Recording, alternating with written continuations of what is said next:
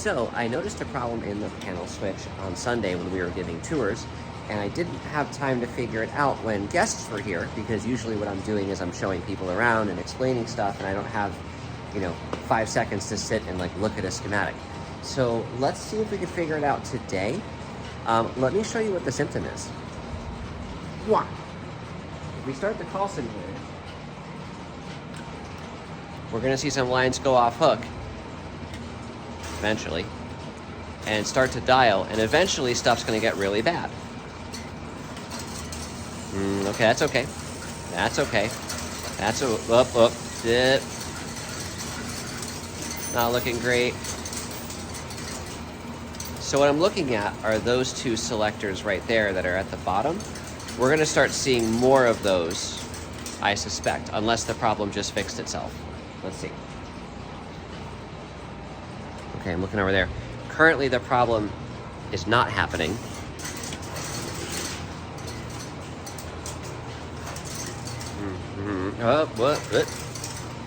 There it is. So all those selectors are at the bottom, and that's wrong. I'll explain why. Also, what I've got, all of my senders are stuck busy, and now the panel's going to get really angry because I have no senders left. So if we go over here, hear that noise? That's the sender selectors looking for a sender. This is just going to get worse.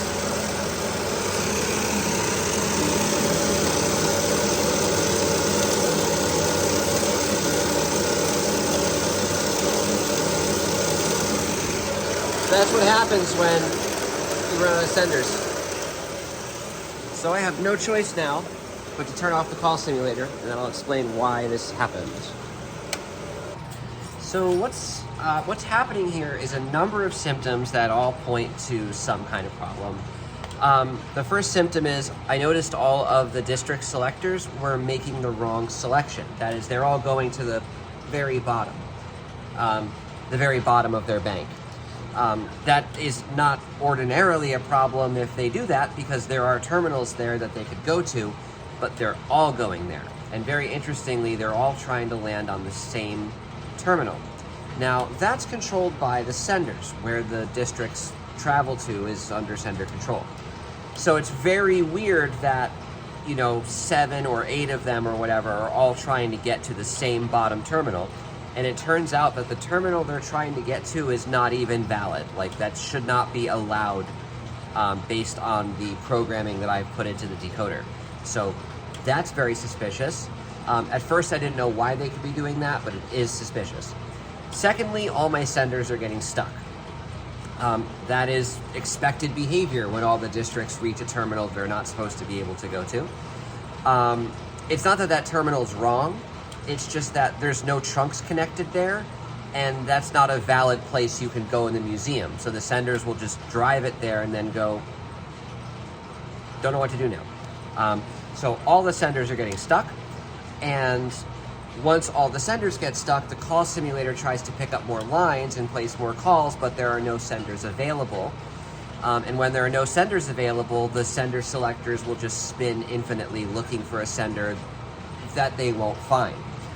And I suspect if we had 6 more senders, so if we had 12 or 18 or 24 or 100, this would just keep happening until we exhausted our supply of senders. But we only have 6, so once those 6 senders get stuck, we can't offer any more dial tones. I was talking to another volunteer, Chuck, about this problem, and he said, well, why don't you check the decoder? Which, at first I said, how could that be causing a problem with all senders? Because you gotta understand, I have all of these circuits in my head. So as I'm seeing this problem, I'm already starting to evaluate, okay, what sort of problem could affect all senders and all districts at all times after a certain point. And I'm traveling through all of these circuits in my head trying to find which one it is or which problem it is. And at first I couldn't think of anything that would cause this sort of cascading failure. And then Chuck said, well, check the decoder connector, that could be a problem. So I did. And turns out Chuck was right. So let's do this again. I'm going to run the problem through a second time. We're going to see the same symptoms eventually. Call simulator's running. We should see some traffic coming in. Here's the district frame. It's not going to happen right away.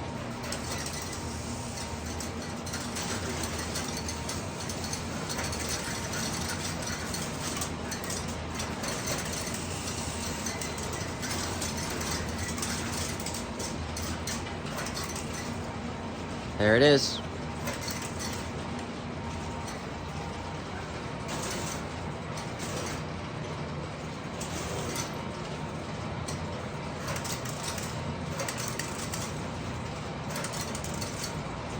And now we're gonna run out of senders.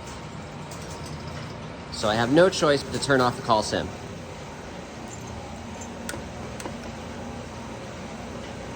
So what I've noticed now is that sender E is stuck. So this sender in particular has stuck itself beyond its ability to recover. And if we go over and look at the decoder connector, decoder test frame, we can see that sender E is hanging at the decoder test frame. So this is weird to me. These lights should never remain on like this.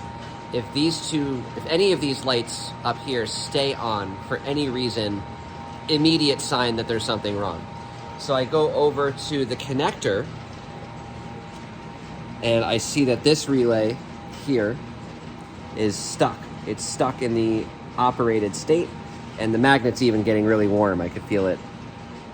It's about like 30, 35 degrees C.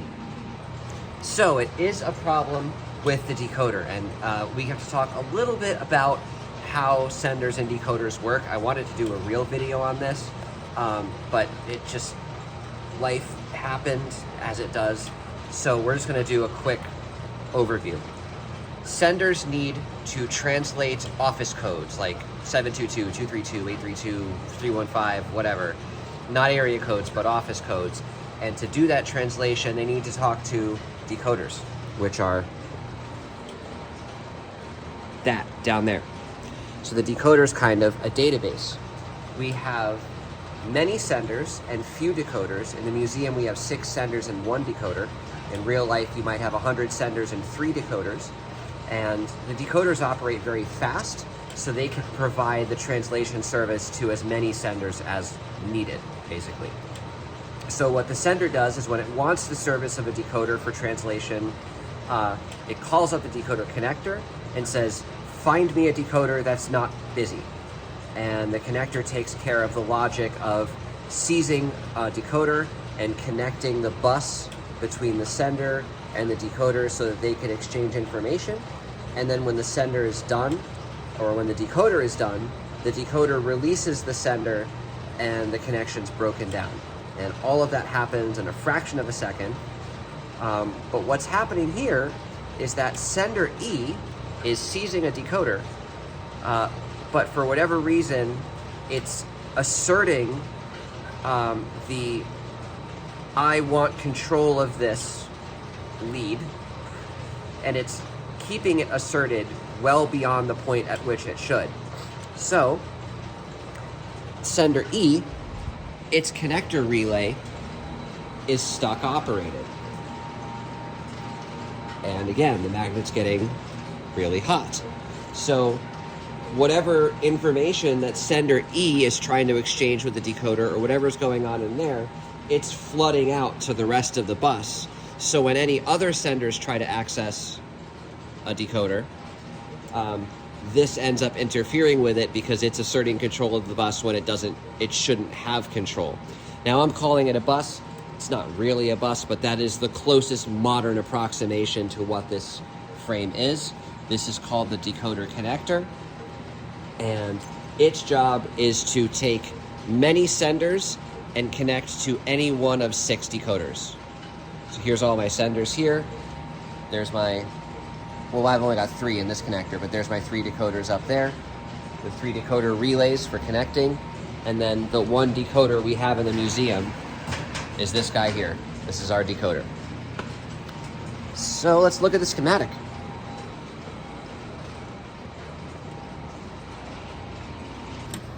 So this is the school book, and it's enough to give me a basic idea of what's happening.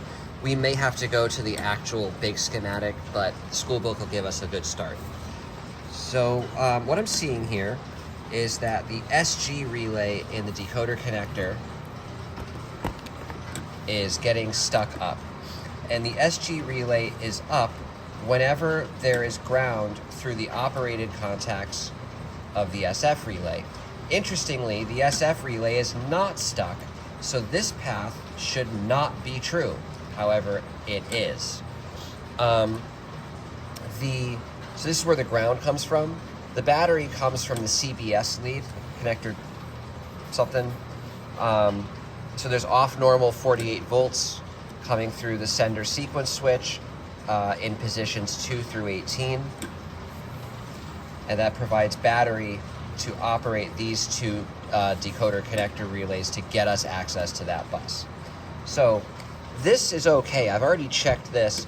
There is, in fact, battery getting through the Y2 cam of the sequence switch in 2 through 18. That's supposed to be happening, so it looks like any time the sender is off normal, which is 2 through 18, normal is position 1. It looks like any time the sender's off normal, it asserts battery on this lead. So we just have to say, sure, that's fine. And I've checked this on sender E, and I've checked this on senders that aren't malfunctioning, and this is, in fact, true.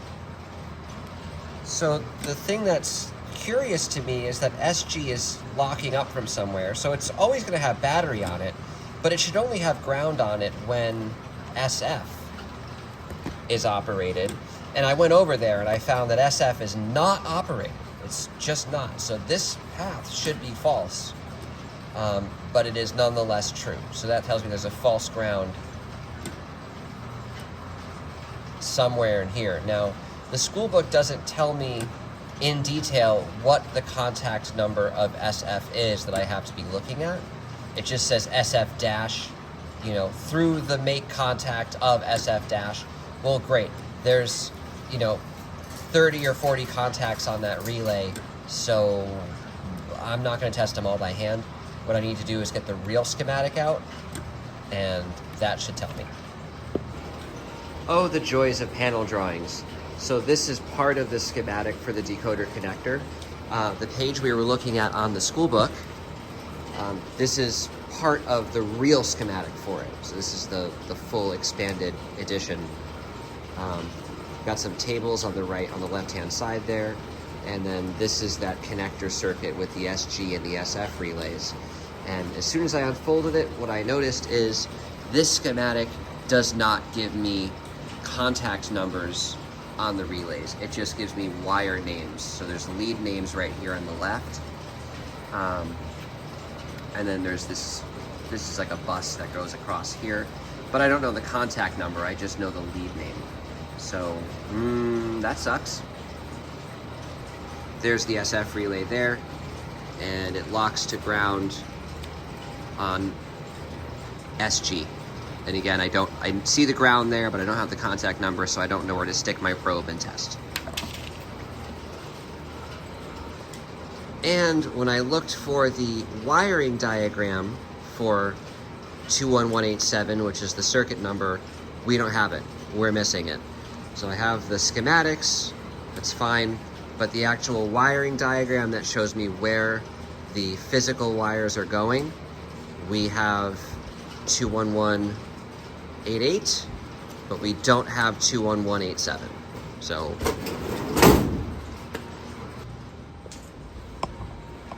we're gonna get creative to find the shorting contact, because since I don't have the wiring schematic, I can't just look it up on the drawing. So what I think I'm gonna do is this is the back of the relays, by the way. I'm going to steal battery from somewhere else, and I'm gonna put it on one of the working relays. And then what this is gonna do is it's gonna set up the same situation I have over here on sender E on one of the other connector relays. And I will then test that connector relay to find which contact actually grounds it, So I'm just setting up a dummy situation, you know. So let's see, I actually want to be up here, and I want to use this relay here. There, that's going to be there. That's one end of my thing. And where do I have tons of battery? I have tons of battery on the fuse panel. Let's see if I can do this without hurting myself. Yeah. All right, so we've got hopefully battery going up to a working relay, and then we're gonna go around to the front and see what contact actually makes it operate, and then it should be the same on the non-working one. All right, I've got the other end of my test set on ground, and I'm just gonna go through all these. One of the best troubleshooting things you can do for any system is to, if you're not sure what's causing the failing thing not to work, you could try to replicate that failure somewhere else and use that to get information about where to start. These, in my case, these relays have a ton of contacts on them, and I don't want to go through every single one of these contacts and try everything all at once with all of them. That's silly. So I'm going to take a failing, I'm going to ignore the failing thing for now. We're going to copy paste that over to a working situation. I'm going to use that to get information about the failing situation. All of which I wouldn't have to do if we had the drawing in the first place.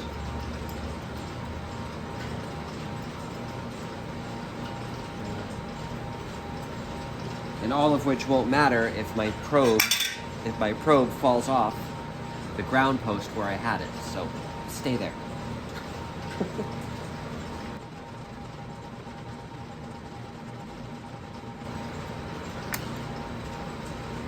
Oh, blew the fuse.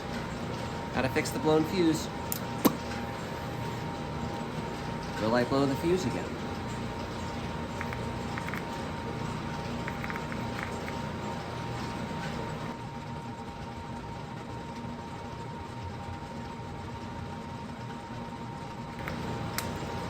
I did again. That's 2 fuses down.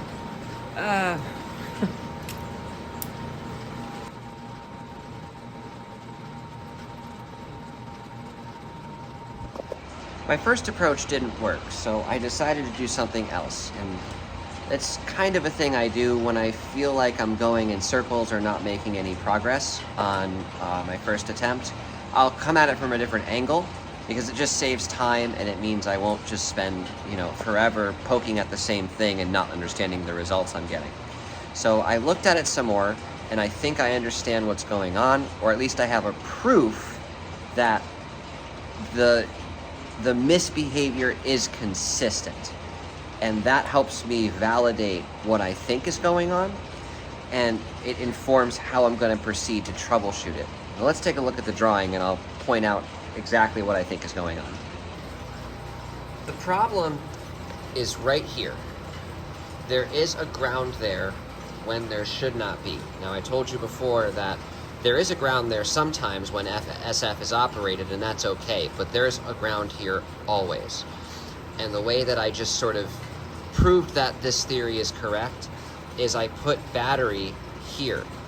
Now there also should be ground here, but I put battery there and I detected ground, like my little poker clicked. And also when I put battery here, these 2 relays operated in series with each other. So there should be battery on this lead sometimes. It's called off normal battery. Comes from up here. But even when there isn't, if I put battery here, both of these relays operate, and that tells me that there is definitely a false ground there. Because I don't have the wiring diagram for this circuit, I only have the schematic both in the school book and the big schematic over there, I can't actually trace the wires by color or know what the physical path of these wires actually is. So I know that there's a logical connection here, but if you ask me to point to where those wires go, in physical space, I can't do it. So we're going to have to start unsoldering things, and when the ground goes away, we'll know that I unsoldered the wire that is the bad one. And then you just have to work backwards through there.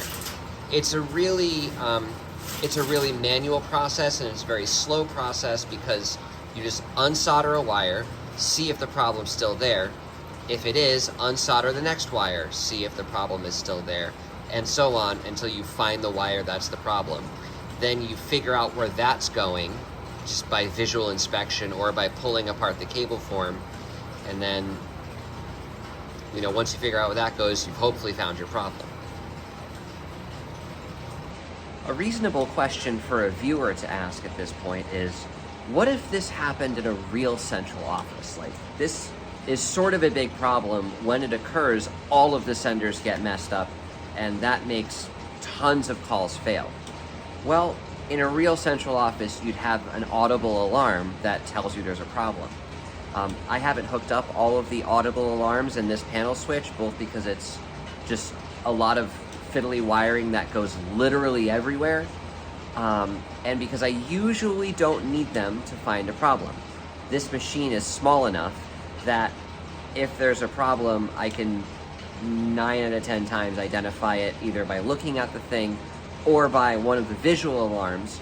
In this case, there was a light on. But in a real panel office, like a full-size one that took up a whole floor or several floors, you really need those audible alarms to tell people that there is a problem so that they can take action on it right away. So when there is a problem, what would you do?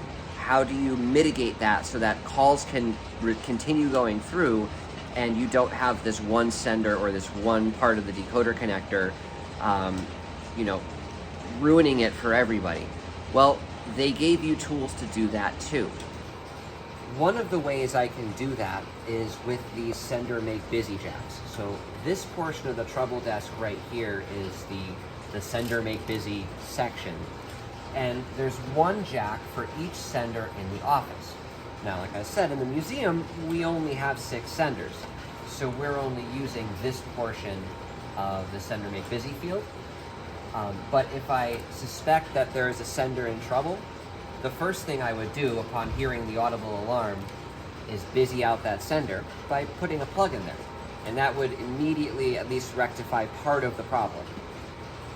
But we could even do more than that over here.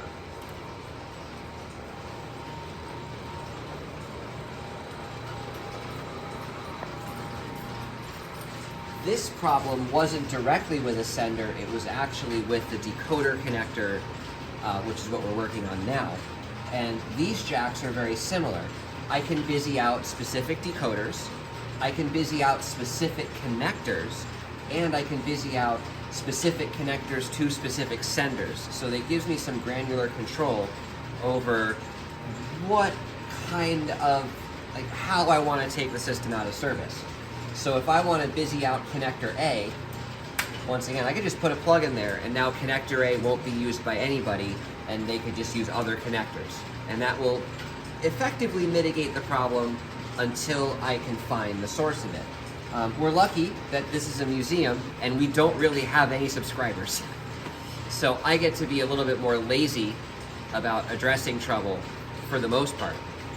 And since our subscribers are just basically the call simulator or the computer program, all I really have to do is turn off the computer program, and most of the time the problem will go away. And I guess that's the nice part about doing this in a museum and not having to do this for your day job. And so begins the desoldering.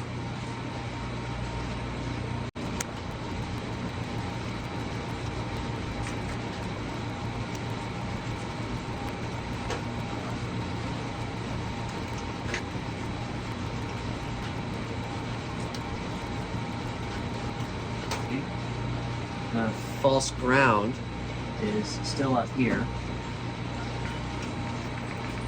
It's not here. So that was not it. Yeah, we'll close for that.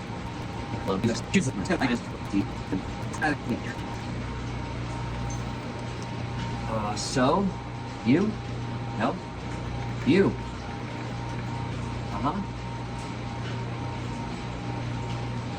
And just to prove it, no, that was in fact proving it. That was in proving it mode.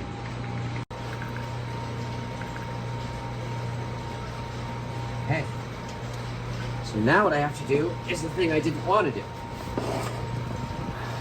I have to cut all of these. Well, I really don't like the cable ties. I want them gone anyway. But I have to cut all of these ties and then pull this wire out. But I suppose it's for the best, because I've never liked these cable ties, and I never bothered to replace them. These are evil. Do not use them. We are better than that. Yes, it's an issue of ideological purity.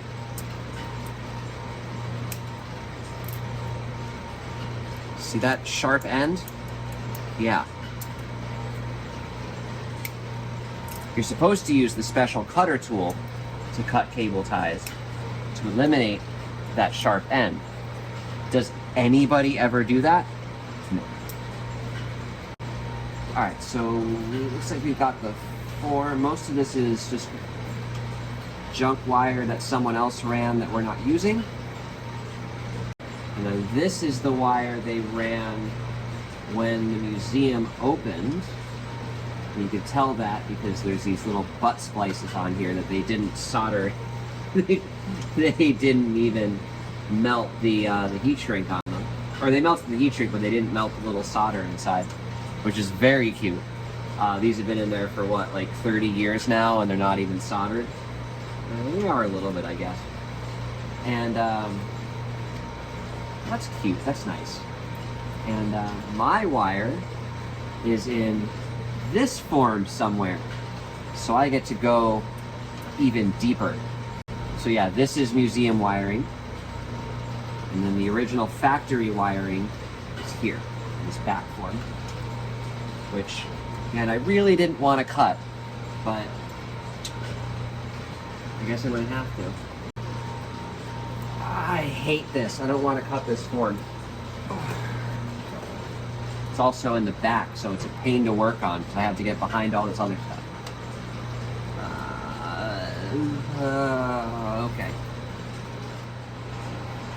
Where is the other end of this wire? And also, when I look at the schematic, there's nothing that indicates that there should be two leads coming off that terminal. Nothing. It's infuriating. And I don't have the T drawing, so I can't tell what this wire actually is, but in the schematic there's nothing. But so it's not these. So I'm just testing every terminal here, and I'm hoping that, what are you? Ah, that's it. Found it. Okay, look in here. Look straight on from my perspective, from my vantage point. Yes, perfect. So this terminal here is touching this terminal here. So this guy's bent. This guy is bent, which is touching that terminal. Watch, I'm going to bend it back into place. Or I'm going to try to. See that? There you go. It's snapped back in. So this terminal is always grounded. This terminal receives that always ground, but at some point, this got dislodged from its little slot that it sits in, and it touched the one next to it. Looks like someone went in there with too heavy of a tool. Wasn't me, because I haven't touched this frame in ages. Haven't had to. But I'm just going to bend that back into shape, like so. And now, touch this. That should be always ground. And I know that because it's black wire. Black usually means always ground. And when I touch this, that should be sometimes ground. and it's not grounded. And the final test is when I touch this wire that I've been messing around with. No longer grounded. That's my problem. All right, so that means I get to sew this back up. That's a very goofy face. Can you say happy almost birthday panel? Happy almost birthday panel. Yeah, it's gonna be, what, 100 years in just about 2 weeks. Yep. Uh-huh. That's gonna be exciting. Gonna get a little cake and some party hats. And it's gonna be great. The way you start is by making a loop. So make a loop. And then flippy your loop. So you get a little guy like that. Well, better than that. And we send this around the cable. And we stick this through that loop carefully so it doesn't come out. This is the worst part because you have to hold everything for the first stitch. But when I pull this taut,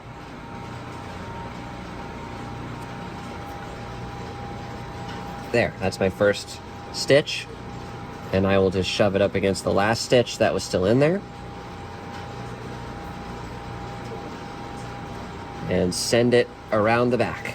There. So now I get to do this over and over again. Second stitch.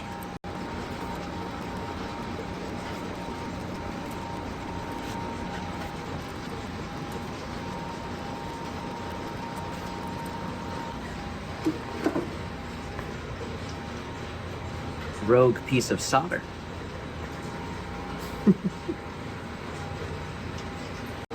So what are the wire forms, like all those stitches, providing? Just a rigidity so it's not pulling against the pins?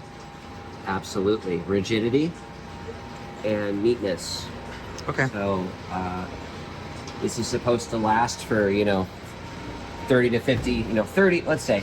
This is supposed to last for like 30 years minimum, Well, yeah, I understand the sort of immediate benefits of being able to locate which wires go where and sort of trace through the system, but... Rigidity. Okay. And neatness. Mm-hmm. If we didn't stitch them, then the wires would all just kind of look like this. Right, that's no good. And that's no good because when you're dealing with hundreds of thousands or millions of wires, you don't want them to all look like this. Not only can you not trace them, it's also confusing. You can't work behind them, and it'll, if you pull on one, you might get into a knot and then pull like 10 relay contacts all apart. Right. And I think stitching is more visually attractive than... Oh, sure, I agree. I love going on Reddit and looking at cable management. I don't like going on Reddit for any other reason, but I like cable management. Long live panel. Yep. And then I'll go back and I'll put all these back where they belong.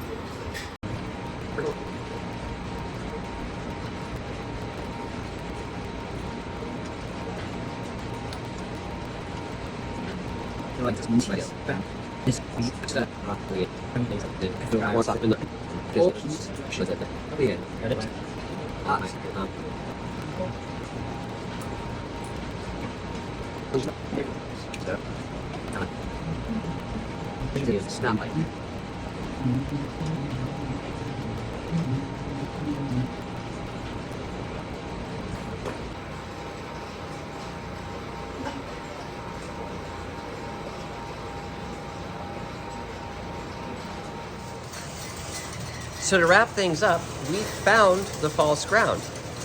We, had to take apart half a wire form to do it, and it turns out that in the end, we didn't actually have to take apart that wire form in the first place. Ooh, busy. We didn't have to take apart that wire form in the first place because it was just those two terminals that were mushed together, down on the rack below. But at least taking apart the wire form did two things. it made me look closer at those relay terminals, which I hadn't done yet. And it made me relace that looking a lot nicer than it did previously.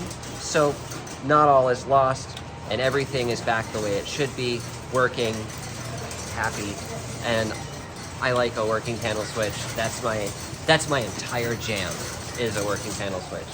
So anyway, thanks for watching. I hope you enjoyed it, and I've got some prints to file.